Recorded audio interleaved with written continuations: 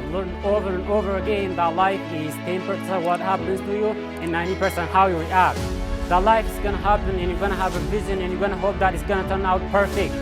But so often happen in life, these things get burned, things go the wrong way. And in that moment, you're gonna choose your reaction.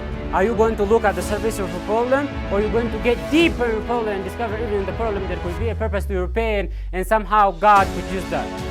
See, there is some people in this room now. You need to hear this loud and clear. You need to get to your spirit, because I don't know what you're walking through. But some of you are in a tough season. Maybe even this happened, if things happen, maybe you failed. But I want to remind you, failure is not final. It's formative. Failure is not final. It's formative. You need to change your mind, because some of you are thinking about giving up because you're in a season of failure.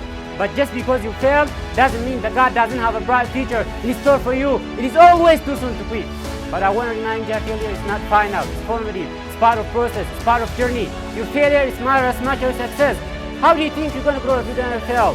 Yes, some of you have failed and you have decided, well, guess what? I'm a failure. No, failure is an event. It's never a person. Just because you failed doesn't mean that you're failure. In fact, failure is actually fuel for your future. The way that you grow, the way that you advance. You have to fail in order to succeed. Like every one of my successes start on top of failure. You need to get the revelation that the joy is not in success. The joy is in trying. The joy is in the process that I'm going to keep working, that I'm going to keep going at it. See, failure is forming my future. Failure is phrasing out the story that God's going to tell. Failure is just another beacon in a letter for me to go higher. Failure for me is a research project. I don't want to just know how to make it work. I want to know why it doesn't work. And the only way that I'm going to find out is that I'm going to fail in my face. But guess what? The right man failed 7 times, but he get back up.